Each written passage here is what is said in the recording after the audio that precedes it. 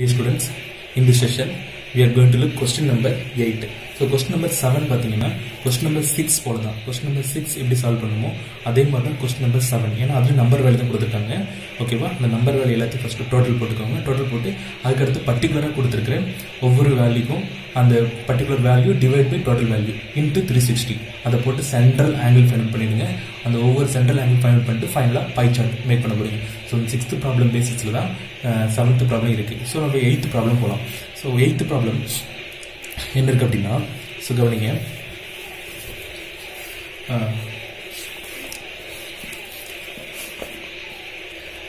monthly expenditure of Kumaran's family is given below. ஒரு family Kumarans அப்படிங்கிற ஒரு person அவரோட family monthly expenditure கொடுத்திருக்காங்க. So draw suitable pie chart. இதுக்கு வந்து pie chart போட சொல்லிருக்காங்க. Okay, and also some questions we got to find answer. Some question கொடுத்திருக்காங்க. First நம்ம pie chart போடுவோம். pie chart போட்டு அதுக்கு அப்புறம் நம்ம questions போலாம். ஓகேவா? இதுல ஃபர்ஸ்ட் நம்ம என்ன கொடுத்திருக்காங்க பர்టిక్యులர்ஸ் என்னென்ன கொடுத்திருக்காங்க பாருங்க. பர்టిక్యులர்ஸ் கொடுத்திருக்காங்க. சோ பர்టిక్యులர்ஸ் என்னென்ன கொடுத்திருக்காங்கன்னா ஃபுட் அவங்க ஃபுட்டுக்கு எவ்வளவு அமௌண்ட் ஸ்பெண்ட் பண்றாங்க அப்படினா 50%, அதாவது டோட்டல் அமௌண்ட்ல இருந்து 50% அவங்க ஃபுட் எல்லாமே பர்சன்டேஜ் கொடுத்துட்டாங்க இதுல. சரியா? இந்த நம்பர் வேல்யூலாம் எது கொடுக்கல, இவ்வளவு அமௌண்ட் ஸ்பெண்ட் பண்றாங்க அப்படிலாம் கொடுக்கல. சோ ஒவ்வொன்றுத்தையும் பர்சன்டேஜ் வேல்யூ கொடுத்திருக்காங்க. சோ ஃபர்ஸ்ட் கவனிங்க. பர்టిక్యులர் என்னன்னா ஃபுட் இருக்கு. ஃபுட்டுக்கு எவ்வளவுனா 50% கொடுத்துட்டாங்க. அடுத்து எஜுகேஷன் எவ்வளவு ஸ்பெண்ட் பண்றாங்கன்னா 20%. தென் ரெண்ட் ஹவுஸ் ரெண்ட் எவ்வளவு ஸ்பெண்ட் பண்றாங்க அப்படின்னா 15%. Then transport charge 5%. And then miscellaneous amount வந்து எக்ஸ்ட்ரா அவங்க எதர் செலவு பண்றது வந்து 10%. ஓகே, ஸோ இது போல எல்லாத்தையுமே பர்சன்டேஜ்ல கொடுத்துருக்காங்க. ஸோ நெக்ஸ்ட் நம்ம என்ன பண்ணோம் அப்படின்னா இதுக்கு சென்ட்ரல் ஆங்கிள் கண்டுபிடிக்கணும் இல்லையா? அந்த ஒவ்வொரு பார்ட்டுக்கும் சென்ட்ரல் ஆங்கிள் கண்டுபிடிக்கணும். ஃபர்ஸ்ட் ஃபுட்டுக்கு. ஸோ ப்ரீவியஸ் ப்ராப்ளம் பாருங்க. பட் ப்ரீவியஸ் ப்ராப்ளம் நம்பர் கொடுத்துருந்தாங்க, பர்టిక్యులர் எல்லாத்துக்குமே நம்பர் கொடுத்துருந்தாங்க. பட் இது என்ன பண்ணாங்கன்னா பர்சன்டேஜ் கொடுத்துருக்காங்க, அவ்வளோதான். ஸோ இதில் சென்ட்ரல் ஆங்கிள் கண்டுபிடிக்கிறதுக்கு வெரி சிம்பிள் தான். 50 டிவைட் பை டோட்டல் பர்சன்டேஜ் எவ்வளோ பார்த்தீங்கன்னா இது எல்லாத்தையும் நீங்கள் ஆட் பண்ணீங்க அப்படின்னா இந்த டோட்டல் வந்து 100% தான் வரும். So first food part 50 and second education part 20 and third வந்து ரெண்ட் பார்ட் வந்து 15% and transport part and then miscellaneous part 10%. Total பார்த்தீங்கன்னா 100% வரும். ஏன்னா டோட்டல் அந்த சர்க்கிள் 100% வந்துடும். சரியா? ஓகே, நெக்ஸ்ட் இதுலேருந்து நம்ம சென்ட்ரல் ஆங்கிள் கண்டுபிடிக்க போகிறோம். ஸோ இதுதான் டோட்டல். ஸோ டோட்டல் எப்படி கண்டுபிடிப்போம்? ஸோ இந்த வேல்யூ, அதாவது அந்த கொடுத்துருக்க வேல்யூ ஃபுட் ஐட்டம்ஸ்க்கான வேல்யூ டிவைட் பை டோட்டல் போடுவோம். டோட்டல் எவ்வளோ 100. ஸோ 50 டிவைட் பை 100 இன்ட்டு நம்ம சர்க்கிள் தான், சர்க்கிள் வச்சு தான் பைச்சார்ட் நம்ம போட முடியும். So into 360 degree.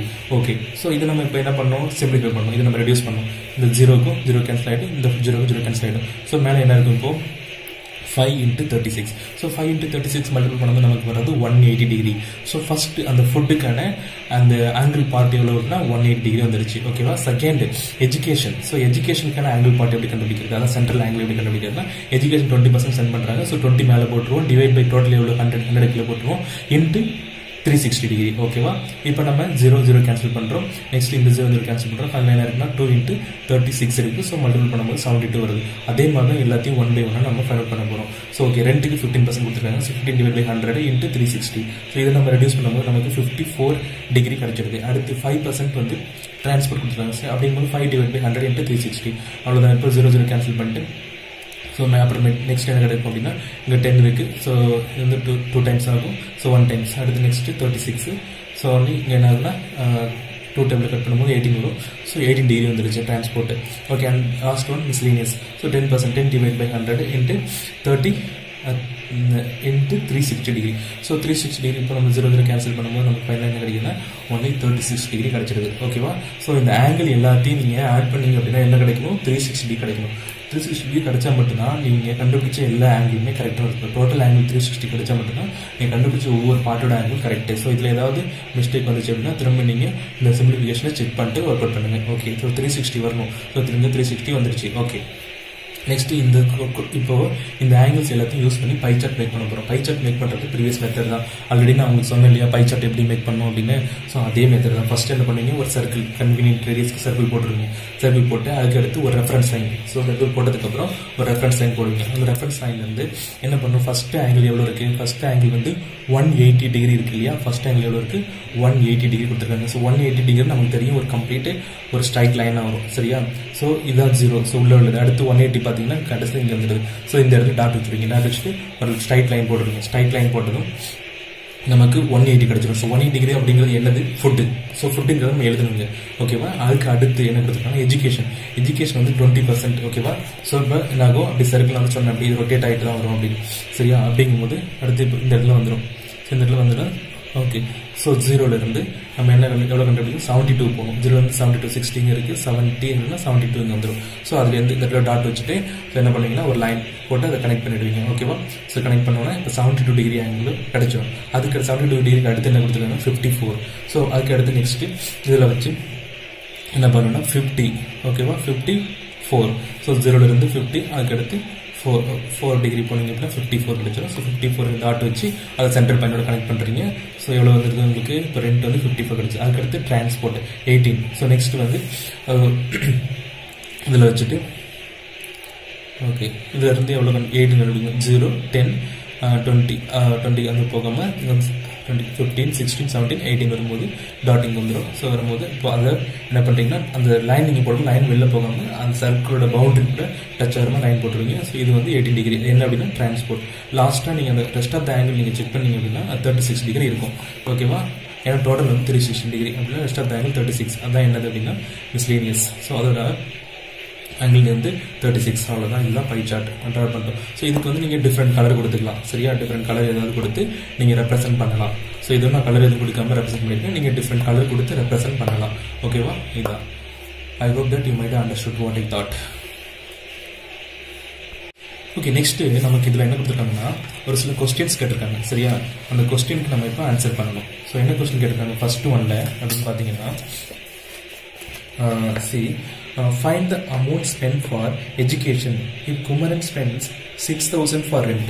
ஸோ ரெண்டுக்காக அவர் 6,000 அமௌண்ட் ஸ்பெண்ட் பண்ணுறாரு. இப்போ எல்லாமே பர்சன்டேஜ் தான் கொடுத்துருக்காங்க. சரியா? பட் ரெண்ட்டுக்கு மட்டும் 6,000 ஸ்பெண்ட் பண்ணுறாரு அப்படின்னு கொடுத்துட்டாங்க. அதனால இப்போ என்ன பண்ணுவோம்? நம்ம ரெண்ட்டுக்கு ரெண்டோட பர்சன்டேஜ் கொடுத்துருக்காங்க. ரெண்டோட பர்சன்டேஜ் கொடுத்துருக்காங்க, அமௌண்ட் கொடுத்துட்டாங்க. ரெண்டு மட்டும் ரெண்டுமே கொடுத்துட்டாங்க.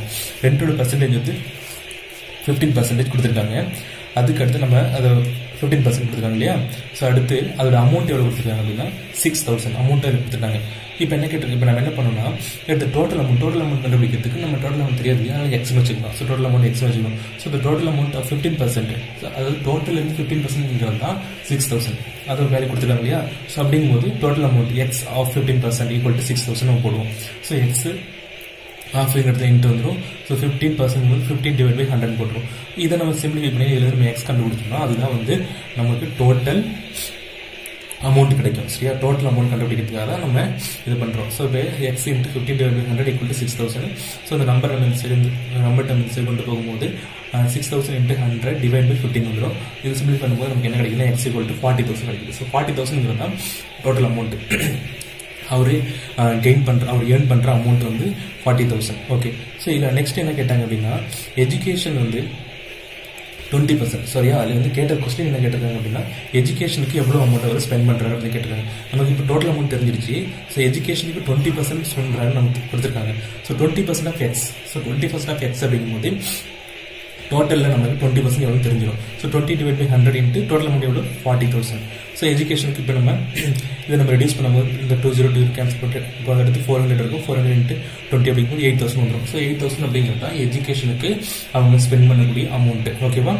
ஓகே. நெக்ஸ்ட் என்ன கேட்டிருக்காங்கன்னா அவருடைய டோட்டல் சேலரி எவ்வளோன்னு கேட்டிருக்காங்க. சரியா? Total salary what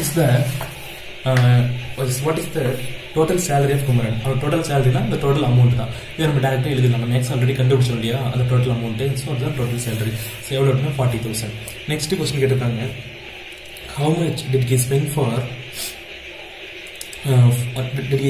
more for food than education. எஜுகேஷனை விட ஃபுட்டுக்கு எவ்வளோ அதிகமாக ஸ்பெண்ட் பண்ணுறாரு அப்படின்னு கேட்டிருக்காங்க. ஸோ ஃபர்ஸ்ட் நமக்கு ஃபுட்டுக்கு எவ்வளோ பர்சன்டேஜ் எவ்வளோ வந்து அமௌண்ட் ஸ்பெண்ட் பண்ணால் கண்டுபிடிக்கணும். ஸோ ஃபுட்டு வந்து 50% அவங்க கொடுத்துருக்காங்க. ஸோ அதில் வந்து டோட்டல் வந்து 50% கண்டுபிடிச்சோம் அப்படின்னா அதுதான் ஃபுட்டோட அமௌண்ட் அவங்க ஸ்பெண்ட் பண்ணுறது. ஸோ எப்படி கண்டுபிடிக்கிறது? 50% ஆஃப் எக்ஸ்னு போட்டோம் அப்படின்னா நம்ம ஃபுட்டுக்கு எவ்வளோ ஸ்பெண்ட் பண்ணாங்கன்னு தெரிஞ்சிடும். ஸோ 50% ஆஃப் எக்ஸ் நம்ம எப்படி ஸ்பெண்ட் பண்ணுறது? 50/100. 50% ஆஃப் எக்ஸ் எப்படி பண்ணுவோம்? 50/100 போடுவோம். இன்ட்டு எக்ஸ் டோட்டல் வேல்யூ வந்து 40,000. இதை நம்ம சிம்பிள் பண்ணும்போது நம்ம ஃபுட்டு எவ்வளோ கிடைக்குன்னா 20,000. ஃபுட்டுக்கு எவ்வளோ ஸ்பெண்ட் பண்ணுறாங்க? 20,000. ஸோ நெக்ஸ்ட்டு எவ்வளோ அமௌண்ட் எக்ஸ்ட்ரா எஜுகேஷனோட எவ்வளோ அமௌண்ட் எக்ஸ்ட்ரா ஸ்பெண்ட் பண்ணுறாங்க அப்படிங்கும்போது ஃபுட்டு மைனஸ் எஜுகேஷன். ஓகேவா? 20,000 மைனஸ் 8,000 12,000. ஓகேவா? அதாவது எஜுகேஷனுக்கு வந்து 8,000 அதை விட 12,000 அதிகமாக ஃபுட்டுக்கு ஸ்பெண்ட் பண்ணுறாங்க. அதான் அவங்க லாஸ்ட் கேட்ட கொஸ்டினுக்கான ஆன்சர். ஓகேவா? I hope that you might have understood what I thought in this session.